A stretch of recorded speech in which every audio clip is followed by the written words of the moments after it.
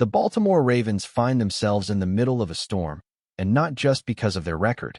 A recent bombshell report from the Baltimore Sun exposed a wave of internal unrest, revealing a locker room that's not only struggling on the field, but grappling with questionable decisions off it. Anonymous players opened up about a controversial move by the coaching staff that's become a national storyline. In a season already filled with poor execution, missed assignments, and flat-out bad football, this latest controversy has only amplified the pressure. The report details a surprising move by the Ravens coaches. They stripped away virtually every recreational item from the team's locker room. Gone are the ping-pong tables, video game consoles, the basketball hoop, and the cornhole boards, everything that added a spark of life during long, grueling days of preparation. This wasn't a reaction to their most recent losses. According to multiple players who spoke with the Sun, the decision actually came down after the Week 4 loss to the Kansas City Chiefs, not after their 1-5 start as some outlets incorrectly reported. The reasoning, as stated in the report, was to remove distractions and get the team locked in during a disappointing start to the year. But here's the problem: it hasn't worked. Since that decision, the Ravens have continued their freefall, dropping 2 more games and extending their losing streak to 4. If the goal was to build discipline, the result has been the exact opposite. Instead of a focused, united group, it feels like the Ravens are more fractured than ever. Let's be honest here. Do you really think ping pong or a few minutes on a video game console is what's holding this team back? That's not what's keeping the defense from allowing nearly 200 points in 6 games. That's not what's making this defense the worst in the league in scoring, bottom 3 in rushing touchdowns allowed, and 30th in passing touchdowns surrendered. The issue isn't fun and games, it's fundamentals and execution. It's a defensive unit that can't generate pressure, that can't create turnovers, and that consistently gets beat in the trenches. This move by the coaching staff comes off as desperation, a symbolic gesture with no tangible football impact. It's the kind of decision you make when you've run out of answers. And worst of all, it's created the kind of distraction they were supposedly trying to eliminate. Players, fans, and national analysts are all talking about the Ravens' locker room policy instead of their game plan for next Sunday. When your culture move backfires this spectacularly, you've got to ask, what are we doing here? Former NFL quarterback Kurt Benkert weighed in on the matter, saying this is how you lose a locker room. And he's not wrong. When coaches start attacking the symptoms instead of the causes, players lose trust. What the Ravens need right now isn't a tighter leash. It's leadership, accountability, and better football. This team is already teetering, and removing ways for players to unwind and connect off the field may have pushed things over the edge. This kind of culture shift, especially one that affects the locker room dynamic, needs to be done carefully and with purpose. Instead, it seems like the team tried to shake things up without fully understanding the consequences. One anonymous player told The Sun that the activities helped break up long days and relieve the pressure that comes with the season. Now that's gone, and so is the locker room morale. The irony is brutal. In an attempt to lock in, they may have locked players out emotionally. You want to talk about distractions? How about the scheme? How about the questionable play calling? How about the defensive breakdowns that have plagued this team since week 1? Those are real issues. The kind that cost you games. The kind that show up on tape every Sunday. Players are getting frustrated. Reports say they're fed up with how the coaching staff is deploying them. Offensive stars are questioning Todd Monken's scheme. Defenders are side-eyeing the playbook. These aren't one-off criticisms. They're coming from within. That's a much louder alarm than anything a ping-pong table could ever trigger. The Ravens are in a downward spiral, and it feels like no one's steering the ship. Even worse, decisions like this give the impression that the coaches are trying to shift the blame away from themselves. And fans aren't buying it. Because when you look at the Ravens' performance, it's not about fun and games, it's about bad football. The numbers don't lie. The worst defense in the league in terms of points allowed. One of the worst teams at stopping both the run and the pass. A struggling offensive line. A backup quarterback who doesn't fit the system. These are the reasons this team is losing, not video games in the locker room. And it's not just numbers. It's attitude. You can feel it watching this team. The edge is gone. The swagger has evaporated. And you have to wonder if moves like this have stripped the soul out of the locker room. Football is a grind. Players need moments to breathe, to laugh, to connect. Take that away, and the job becomes joyless. And you can't win without joy, not over a 17-game season. So yeah, this isn't just about ping pong. It's about a team searching for answers in the wrong places. Instead of facing the harsh realities of poor play and questionable preparation, they're cracking down on locker room entertainment. And what's worse, it hasn't worked. The losses keep piling up. The tension keeps rising. And now the team has to answer questions not just about their performance, but about their culture. The Ravens used to be one of the most respected organizations in football, known for their tough defense, smart front office, and locker room integrity. But this season, that identity has been slipping. And stories like this one only highlight how far things have fallen.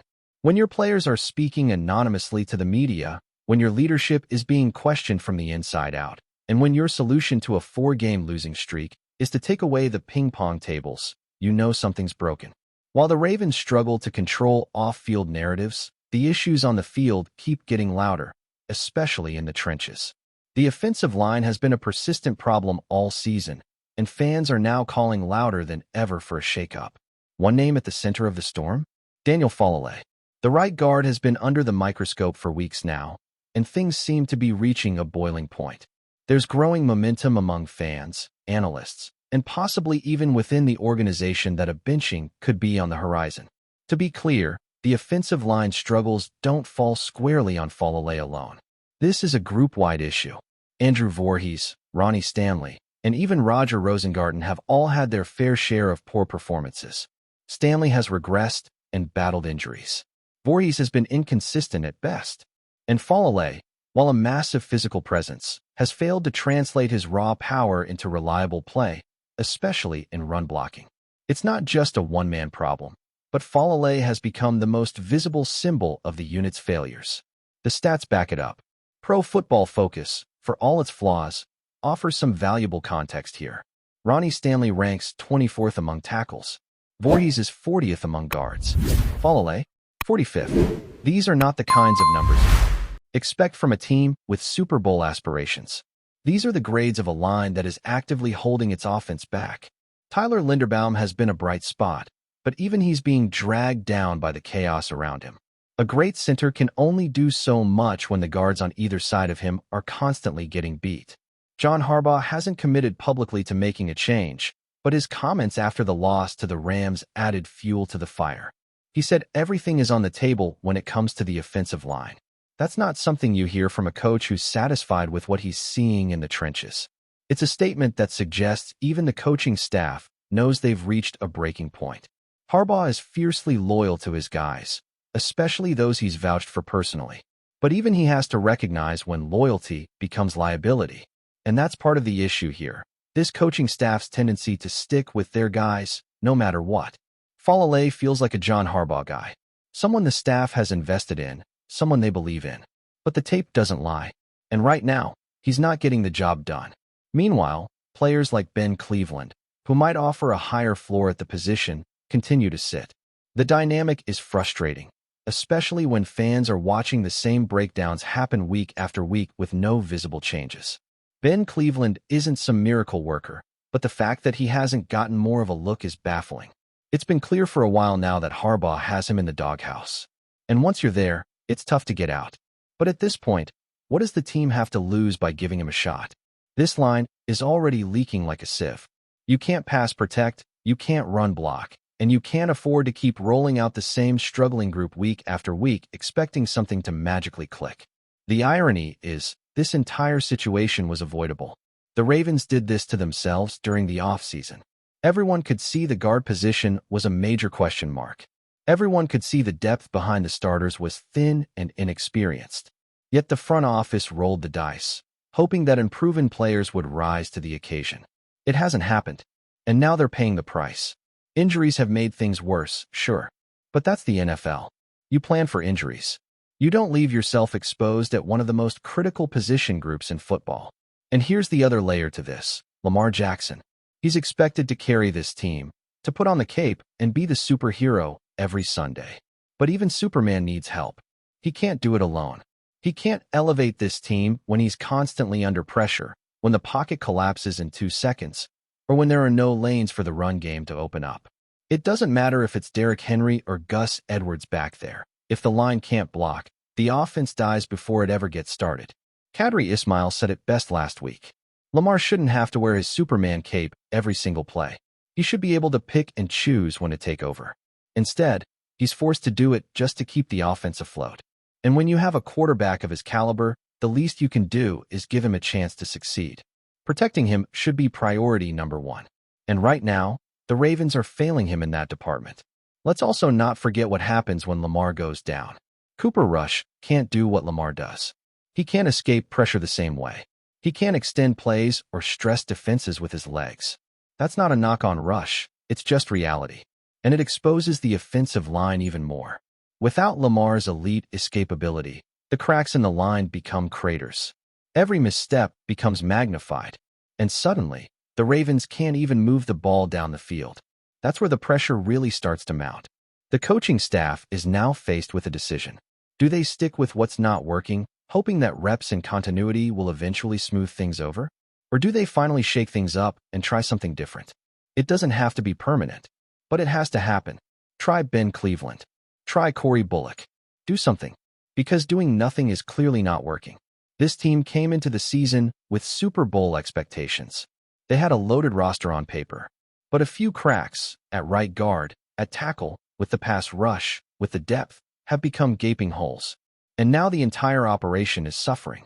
The Ravens don't just need better play. They need better decisions from top to bottom. That includes recognizing when it's time to move on from an underperforming player, even if he's one of your guys. Change is uncomfortable, but sometimes it's necessary. And in this case, it feels overdue. Falale may be a long-term project, but this team doesn't have time to wait. Not with Lamar's prime ticking. Not with the season slipping away. They need results now. And if that means making a tough call and benching a young player, then so be it. Before we dive in, don't forget to hit that subscribe button and give this video a thumbs up. Your support keeps us bringing you the latest news on the Baltimore Ravens. And hey, drop your take in the comments below. We want to hear from the flock. In a move that has set the NFL rumor mill ablaze, the Baltimore Ravens are reportedly making waves in the league's offseason chatter. Sources close to the organization hint at a surprise acquisition that could reshape the team's offensive dynamics. The name on everyone's lips? EFE OBADA, the versatile defensive force whose raw athleticism and relentless pursuit of quarterbacks have made him a fan favorite. While nothing has been officially confirmed, insiders suggest that Obada could be joining the Ravens almost immediately, bringing a much-needed edge to a pass rush that has been under scrutiny. The whispers began circulating late last night, as analysts speculated that Baltimore's front office might be looking for an instant impact player to elevate pressure on opposing QBs. Obada, known for his ability to collapse the pocket and disrupt plays, fits that profile perfectly. If true, the acquisition would be seen as a bold statement by the Ravens, signaling their intent to dominate defensively in the upcoming season. With Obada's reputation for explosive plays and his knack for forcing turnovers, the team's defensive coordinator would suddenly have a formidable weapon capable of changing games in a single snap.